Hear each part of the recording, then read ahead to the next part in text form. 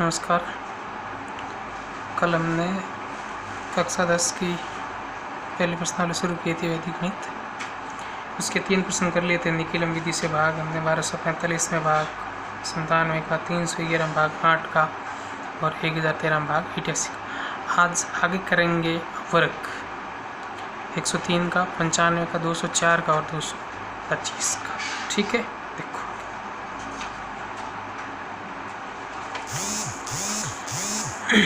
देखो अब अपने को निकालना है वर्ग। सबसे पहले तो वर्ग पता होना चाहिए, वर्ग किसे कहते हैं। वर्ग खुद की संख्या को खुद से ही गुणा करना वर्ग कहलाता। जैसे हम 103 को 103 से गुणा करेंगे, जो संख्या आएगी वो वर्ग होगा और 103 वर्गमूल। 95 तो 95 को 95 से गुणा करेंगे, जो संख्या आएगी वो वर्ग और 95 यहाँ पे वर्गमूल है। वर्ग ज्ञात करने का ये आसान सा फॉर्मूला है, वर्ग बराबर संख्या प्लस विचलन स्लैश विचलन का स्क्वायर। ठीक है, इसको निकिलम सूत्र बोलते हैं। अपने को वर्ग ज्ञात करना है। अब देखो, सबसे पहले अपने को पता होना चाहिए संख्या क्या दी हुई है। हमको संख्या दी हुई है 103, संख्या 103। अब देखो, इसमें अपने को आधार ज्ञात करना पड़ेगा और विचलन ज्ञात करना पड़ेगा। ठीक है, आधार क्या होता है? आधार हमेशा 10, 100 या 1000 होता है। किसके नज़दीक है संख्या, वो उस पर निर्भर करती है संख्या का आधार कितना है। जैसे यहाँ पे 103 है तो 103 का आधार 10 आएगा नहीं 1000 आएगा, तो 100 आएगा क्योंकि 100 के नज़दीक है। तो 103 का आधार क्या हो गया? 100। और विचलन, अब 103 100 से कितने ज़्यादा है या कम है? ज़्यादा है। कितने ज़्यादा है? 3, तो हम यहाँ पे प्लस के 3 लिखेंगे। यदि संख्या आधार से ज़्यादा है तो प्लस लिखेंगे, यदि आधार से संख्या कम है तो माइनस लिखेंगे। ठीक है ना, तो हमने यहाँ पे प्लस लिख दिया। ठीक है, अब देखो, अब ये फॉर्मूला लगेंगे वर्ग ज्ञात करने के लिए। सबसे पहले क्या लिखनी? संख्या क्या है? 103 प्लस विचलन यहाँ पे कितने हैं? 3 और विचलन का स्क्वायर, और 3 का ही क्या करना हमें यहाँ पे स्क्वायर का। ठीक है, 103 में 3 जोड़ दो 106। 3 का स्क्वायर कितना होता है? 9। तो 09 क्यों लिखा? क्योंकि आधार में कितने 0 हैं? 2 0 हैं, तो यहाँ पे 2 अंक आने जरूरी है। अगर 3 अंक आ जाए तो यहाँ से हम हासिल भेज देंगे, यदि 1 अंक आ जाए तो 0 जोड़ देंगे। ठीक है, ये इसका उत्तर आ गया। समझ में आ गया होगा। ठीक है, जैसे एक उदाहरण लेते हैं, एग्जाम्पल लेते हैं। जैसे मान लो 108 का। ठीक है, अब 108 का ले लो। अब बताओ, इसमें फॉर्मूला आपको याद होना चाहिए, संख्या प्लस विचलन प्लस विचलन का स्क्वायर। तो संख्या के स्थान पे हम लिखेंगे 108, विचलन कितना आ रहे हैं? 100 से अधिक कितने? 8 और विचलन का स्क्वायर यानी कि 8 का स्क्वायर। तो 108 और 8 116 और 8 के स्क्वायर कितने हो गए? 64। तो हमें यहाँ पे 0 लगाने की ज़रूरत नहीं पड़ी क्योंकि यहाँ पे 2 संख्या ऑलरेडी आ चुकी है। ठीक है, ये इसका उत्तर आ गया। ठीक है, समझ में आ गया? ओके।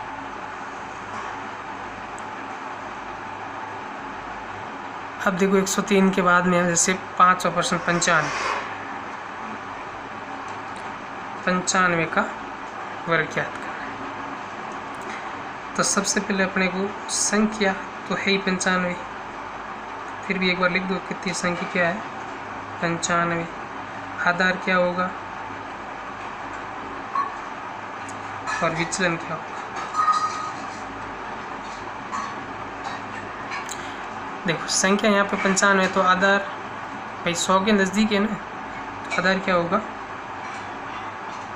100। विचलन, अब देखो यहाँ पे 103 थे तो 100 से अधिक थे तो हमने प्लस 3 लिख दी। ये 95 100 से कम है तो हम -5 लिखेंगे। यानी 100 में से -5 घटाएंगे तो 95।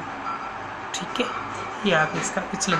अब फॉर्मूला क्या है वर्ग का? संख्या प्लस विचलन प्लस विचलन का स्क्वायर। यानी वर्ग ज्ञात करने का फॉर्मूला हो गया है संख्या प्लस विचलन और विचलन का स्क्वायर। ठीक है, देखो संख्या हमने कौन सी ले रखी है?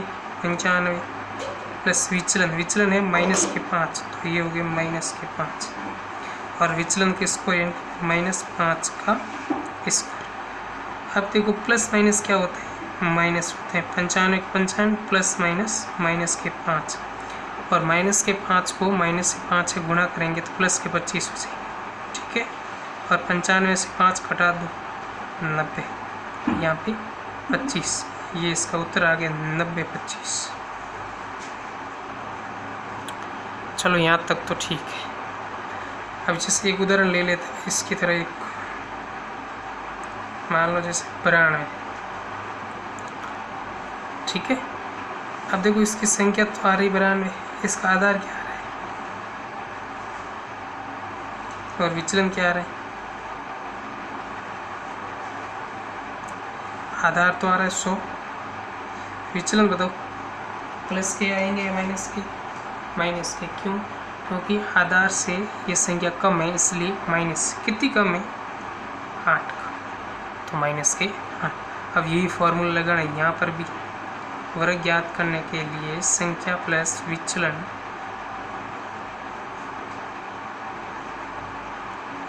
और विचलन का स्क्वायर। संख्या क्या आ रही?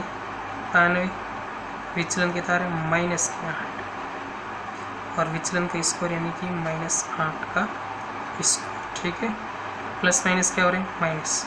92 -8 को -8 से गुणा करेंगे तो 8 8 64।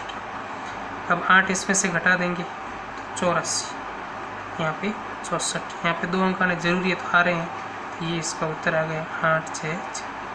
देखो 2 तो प्रश्न हो गए और 2 इसके उदाहरण हो गए।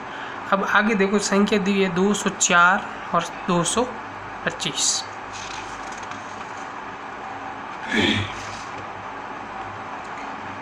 कौन सा प्रश्न? छठा प्रश्न। संख्या है 204 और एक संख्या है 225। अब देखो इसमें उपाधार आ रहे हैं। उपाधार क्या होता है? देखो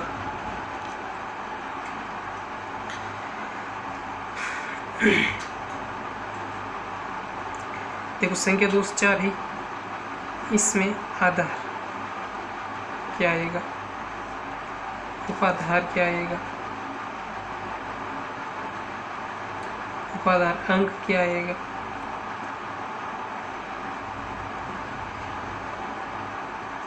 और विचलन क्या आएगा?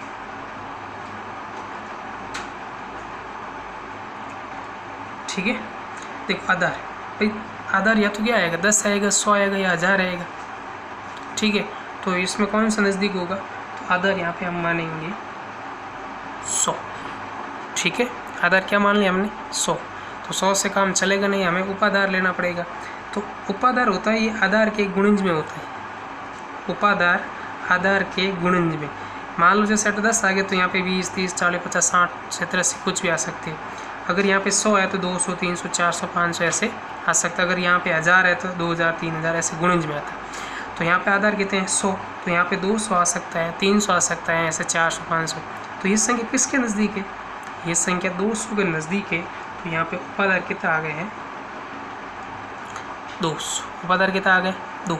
और उपाधार अंक, इसकी जो पहली संख्या होती है ना, उसको हम उपाधार अंक कहते हैं। यानी ये आती हैं उपाधार में, हम आधार का भाग देते हैं तो उपाधार अंक निकलता है। यानी 200 में 100 का भाग देंगे तो ही आएगा। तो हम ये मान लें कि इसकी जस्ट जो पहली संख्या होती है वो उपाधार अंक होती है।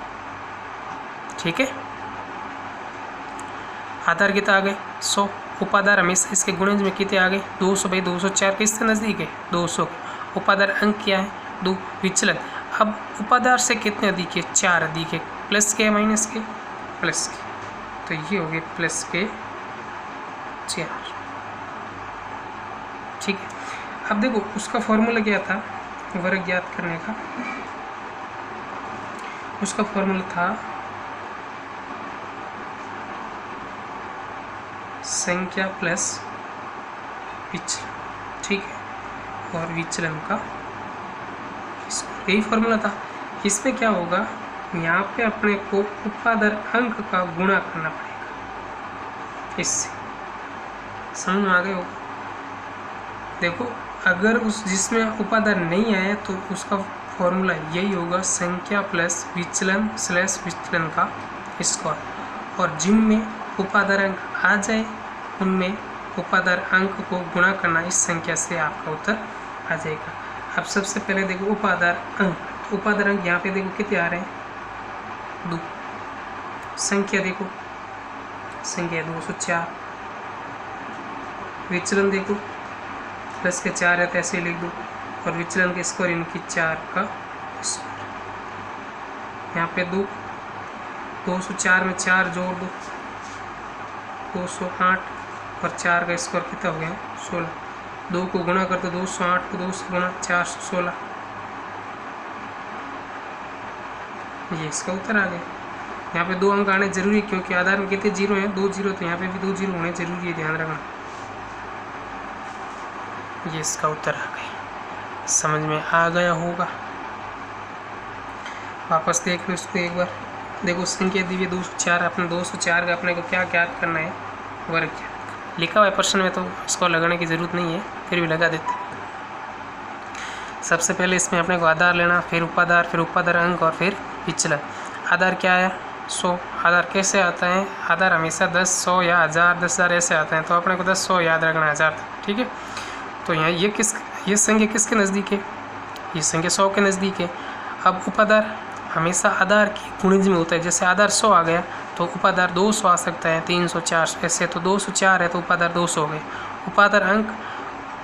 उपादार अंक है, ये हमेशा उपादार का पहला अंक होता है, यानी कि हम उपादार में आधार का भाग देंगे तो 2 आ जाएगा। विचलन उपादार से कितने अधिक है, 4 अधिक है, तो हमने प्लस के 4 लिख दिया, अगर कम होते तो माइनस के लिख दिया। अब इसका फॉर्मूला ये है, उपादार अंक से गुणा करना है संख्या प्लस विचलन और विचलन का स्क्वायर। उपादार अंक क्या आ रहा है, ये रहा देखो 2 आ रहा है, ये लिख दिया हमने 2। संख्या कितनी है 204, तो हमने संख्या के स्थान पे 204, विचलन कितना आ रहा है 4, तो हमने यहाँ पे 4 लिख दिया। विचलन की स्क्वायर यानी कि 4 का स्क्वायर, तो 4 का स्क्वायर 16, 204 में 4 जोड़ी 208, 208 को 2 से गुणा 416, 416, और ये यहाँ पे 16 है, तो बीच में स्लैश हटा दो, ये इसका उत्तर होगा। समझ में आ गया। चलो अब देखो 225 का स्क्वायर करते हैं। सबसे पहले अपने को आधार पता होना चाहिए, फिर उपादार, फिर उपादार अंक,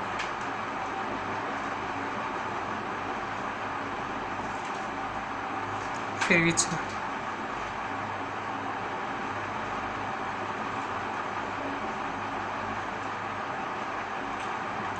अब बताओ आधार क्या रहा है 100, ये पता चल रहा होगा ना, संख्या किसके नज़दीक है भाई, 10 के है नहीं, 1000 के भी है नहीं, तो 100 के नज़दीक होगी, तो हमने आधार कितना ले लिया 100 ले लिया।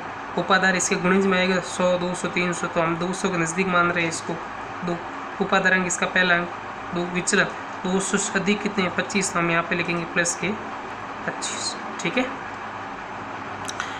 फॉर्मूला याद होना चाहिए वर्ग ज्ञात करने का, वर्गफल बराबर उपादार अंक, पूरा लिख देता हूँ इस बार, उपादार अंक, इसको गुणा करना है अपने को इससे, संख्या प्लस विचलन, ठीक, यहाँ पे विचलन का ये इसका फॉर्मूला, ठीक है ना। अब देखो उपादार अंक के स्थान पे हम 2 लिखेंगे, ये लिख दिए 2। संख्या कितनी है 225 है, प्लस विचलन कितना है 25, विचलन का स्क्वायर 25 का स्क्वायर, ठीक है। 2 के स्थान पे 2, 225 में 25 जोड़ दिया हमने, कितने हो गए 250, और 25 को 25 से गुणा करेंगे तो 625, ठीक है। अब 250 को 5 से गुणा कर दो, कितने हो गए 500, क्या उत्तर आ गया।